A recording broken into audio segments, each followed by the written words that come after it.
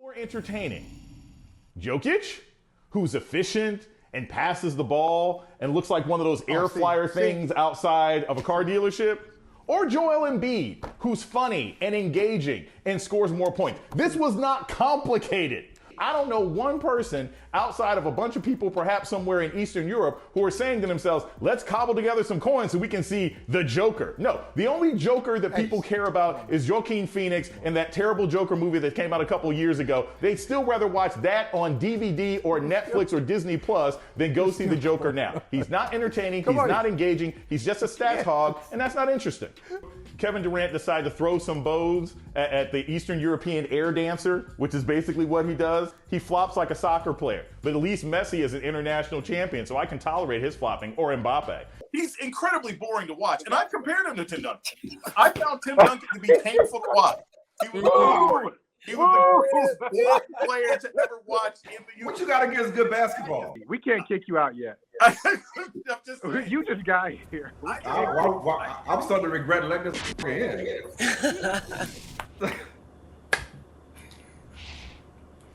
4 words for you, Doc. Are you not entertained? Are you not entertained? Come on now. Is this not why you are here? I am here to say congratulations to the Denver Nuggets.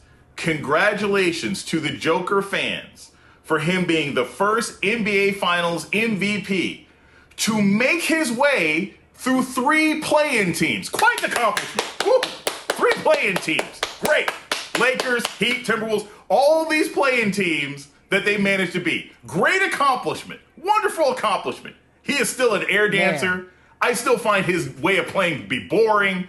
But at the end of the day, they won a championship against a team that I knew they were going to beat. No one is surprised. What's wrong with you? Why am I surprised? Michael, why am I surprised that we didn't get some humility? I'm surprised too. I thought we would get some humility. Some you know what? Yeah. After he's the first person to lead the entire postseason in points, rebounds, and assists, shit, Jason, maybe more people should air dance or whatever you call it, if that's what the result is going to be. How dare you come on here still talking shit? I mean, what more do you need?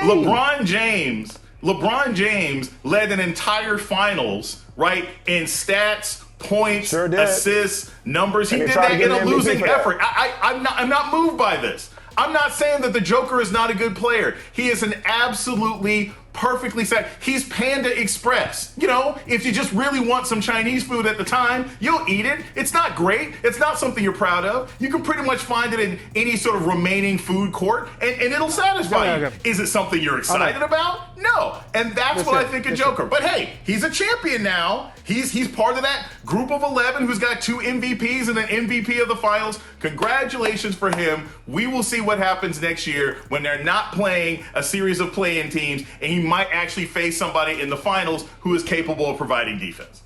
All right, real talk. How many minutes of the finals did you watch? Real talk. How much of the finals did you actually watch? Did you watch last night? I watched all of the finals. I watched all of the games in entirety except for Game 2. I missed like the first half of Game 2. Every other finals game I watched. I watched all last night. I watched the entire series. How do you say he's boring? How do you say that style is boring? But Mike, that's the wrong question. First of all, you said Panda Express. My man is more like crustaceans. I know you've been there in Beverly Hills. But having said all of that, Michael, that is not the question, respectfully, Michael, and I think you'll agree with me. Because you and I both know, given some of Jason's cultural critiques, that we could be watching the same thing. Jamie Foxx, Martin Lawrence. Exactly. Yet somehow find a way to hate on it. So I was relieved, Michael. I was very relieved when I got a text from Jason saying that Spider-Man was incredible. Spider-Man Across the Spider-Verse is incredible. And lo and behold, I went and saw it, and it was one of the best things I've seen in recent memory. Michael, would you concur? I would concur, but I will say this, because I got that same text from Doc Johnson. I'm going to tell you, because this is family, and, I love you, Doc. So when I got that text, I said, wow, that's great. What an endorsement coming from you. Then I said, wait a minute. Do I want to see this movie Right. Do I want to trust this? If he loves it, right? I may not like it. I may not like it, but I'm telling you something. Clearly, he doesn't know the definition of entertaining. It's one of the best superhero movies I've ever seen. This movie's genius. It was genius. It was genius.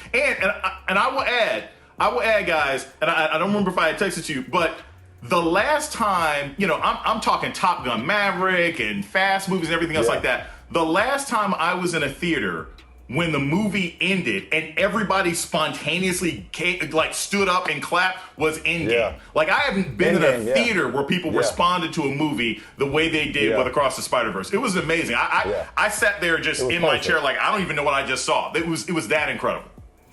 Yeah, it's kind of like Nikola Jokic. It was the Nikola Jokic of movies in 2023. It's like, you know what? That's just genius. Just genius. Just brilliant. Yeah, but I want to ask two writers this. I want to ask two writers this because I do this with and my wife makes fun of me every time we watch whether it's a movie, a series, a show. I'm waiting around. I want to see who wrote the screenplay. So in this case, we got 3 writers on the screenplay, and I was just wondering, okay, how did they layer that in? Because this was a great script. It was witty. It had so many. If you go back and watch that a second or third time, you'll pick up things that you missed the first time because there was so much packed into it. I just want 2 writers to tell me, what did you think of, just from a dialogue standpoint, from a story standpoint, what stood out to you? So without the spoilers? I can tell you. Oh, yeah, go ahead. We can start with Mike. You got it. Guess first. There were moments in that movie where I honestly, it's almost like you weren't watching animation.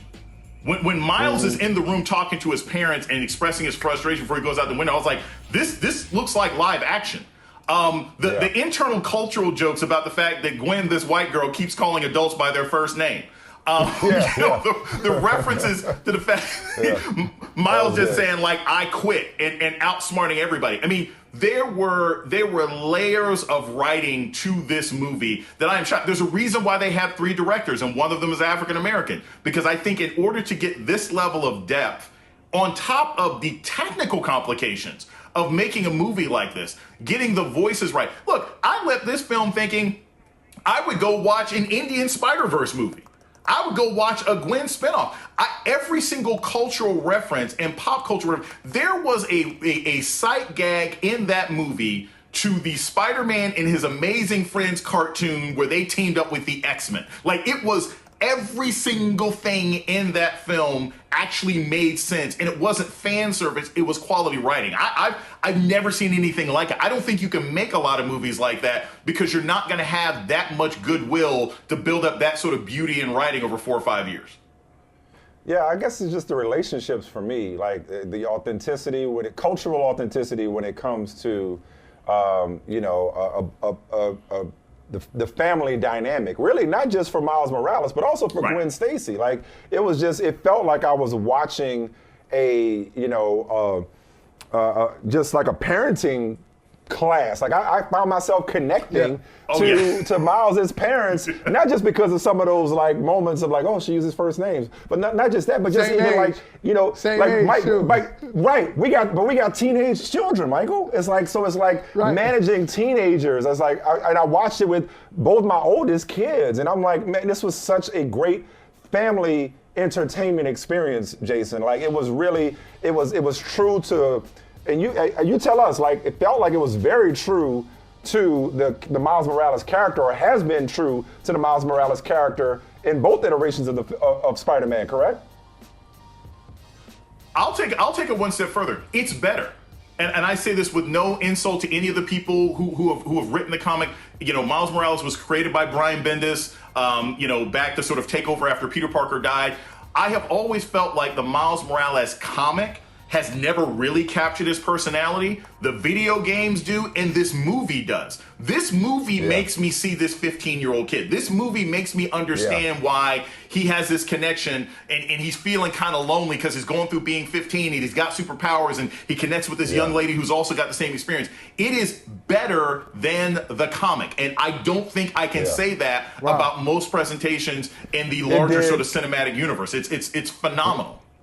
It does representation better than any film I can recall, like in terms of just like representing different cultures and perspectives. It's incredible. But having said that, Michael, I meant to send this to you. Doc, did you see the article in the New Yorker about how the Marvel Cinematic Universe?